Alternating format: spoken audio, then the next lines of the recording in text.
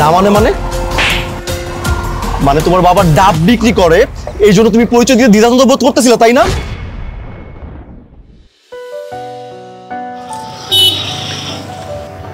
চাচা আসসালামু আলাইকুম। ওয়ালাইকুম আসসালাম। ভালো আছেন? বাবা ভালো আছি, তুমি কেমন আছো? এই তো ভালো আছি। আরে একটা ডাবালাকে সালাম দেওয়ার কি আছে? আরে সালাম দিব না মানে? ধনী গরিব সালামের কি সম্পর্ক এর সাথে বলো? সালাম তো সবাইকে দেওয়া যায়। চাচা দুইটা ডাব দিন তো আমাদেরকে। না না আমি ডাব খাবো না, তুমি একটাই নাও। আরে বাবা যেই গরম পড়েছে একটা ডাব খাওয়ার সমস্যা কোথায়? আপনি দিন তো। আরে আমি অন্য কিছু খাবো, তুমি একটাই ডাব নাও। ঠিক আছে আমরা পরে কোথাও অন্য কিছু খেয়ে নিব, আগে দুইটা ডাব খাই, এরপর তোমার যা মন চায় তুমি খেও, ঠিক আছে? আপনি দুইটা ডাব দিন। উফ, আরে বললাম তো আমি খাবো না, তুমি একটাই নাও।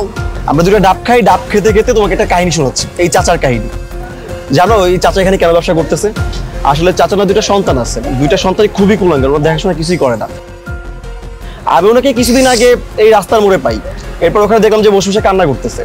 তখন থেকে ভাবলাম যে ওনাকে কিছু একটা করে দিই, তাই ওনাকে এই দোকানটা নিয়ে দিলাম যেন ব্যবসা করে খেতে পারে, নিজের রোজগারটা অ্যাটলিস্ট করতে পারে। ও আচ্ছা, তুমি তাহলে ওকে এখানে দোকান দিতে দিছো? এই ছোট লোক, এই তোর সাহস হয় কিভাবে? হ্যাঁ, এত বড় একটা অফিসের সামনে তোর এই ডাবের দোকান যায়? এখানে দেখবে ফাস্ট ফুডের দোকান, কফি শপ। শোন, নেক্সট টাইমে কালকে থেকে তোকে এখানে এই ডাবের দোকান দিয়ে না দেখি, ঠিক আছে? আরে বাবা তুমি ওনাকে কি বলতেছো এইসব? দেখো তুমি বুঝতেছো না, স্যার দেখলে বিষয়টা স্যার কি বলবে তুমি জানো? অনেক রাগ করবে। বস কি বলবে? আমি বসের পারমিশন নিয়ে ওনার দোকানটা এখানে বসিয়ে দিয়েছি। আজব। আচ্ছা আপনি ওর কথা বাদ দিন তো, আপনি দুটো ডাব দিন। বাবা তুমি কার কথা বলতেছো? আমি তোমার বলছিলাম না আমার দুটো কোলাঙ্গার আছে, এর মধ্যে একজন আজকে ডাব বিক্রি করি বলেই আমার পরিচয় দেয় না, বাপ বলে স্বীকার করে না আমারে। মানে আপনি কি বলতেছেন? ও আপনার মেয়ে? আরে মিথ্যে বলছে এই ছোট লোকের বাচ্চা, তোর সাহস হয় কিভাবে? হ্যাঁ, মানে আমার মতো বড় লোক টাকাওয়ালা মেয়ে দেখলে নিজের মেয়ে বলে দাবি করতে ইচ্ছে করে? হ্যাঁ, আরে ও মিথ্যে বলছে, ও আমার বাবা না। তোমাকে বলেছি না আমার বাবা দেশের বাইরে থাকে। এই তুমি একদম চুপ থাকো। চাচা আপনার কাছে কোনো প্রমাণ আছে যে ও আপনার মেয়ে? আছে বাবা আছে, তুমি দাঁড়াও।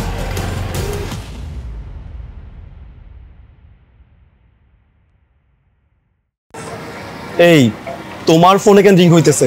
তুমি যদি ওনার মেয়েই না হয়ে থাকো তোমার ফোনে কিভাবে রিং ঢুকলো? ইয়ে মানে না মানে মানে মানে তোমার বাবা ডাব বিক্রি করে এই জন্য তুমি পরিচয় দিয়ে দ্বিধাদ্বন্দ্ব বোধ করতেছিলে, তাই না?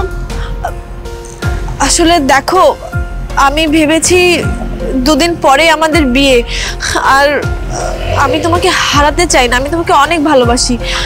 তুমি যদি জানো যে আমার বাবা ডাব বিক্রি করে হয়তোবা তুমি আমাকে ছেড়ে চলে যাবে, এই ভয়ে আসলে আমি পরিচয়টা লুকিয়েছি। হ্যাঁ, কিছুদিন পর তোমার সাথে আমার বিয়ে, আর তুমি কি করে ভাবলা যে তোমার মতো একটা মেয়েকে আমি বিয়ে করব? যার বাবা কিনা দিনমজুরের কাজ করে বিধায় তার পরিচয় দিতে তুমি অস্বীকার করতেছো, আর সেই মেয়েকে আমি বিয়ে করব?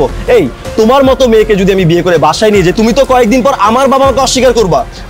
আর হ্যাঁ, তুমি তো আমার চাইতে বেটার কাউকে পাইলে তখন তো তুমি আমাকেও ভুলে যাবা। তোমার মতো মেয়েকে না আমি কখনোই বিয়ে করব।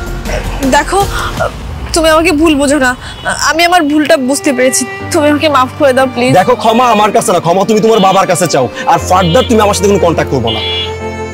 শোনো,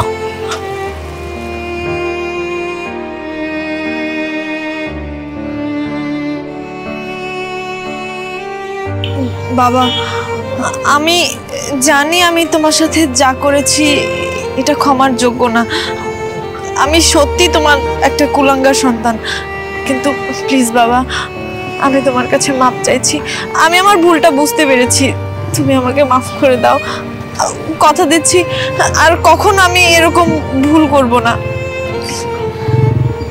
তুই আমার অনেক আদরের মেয়ে, আমি তোর ছোট থেকে অনেক আদর করে বড় করছি। শোন, বাবা মারে কষ্ট দিলে সে কষ্টের কথা বাবা মা মনে রাখে না, আমিও মনে রাখি নাই।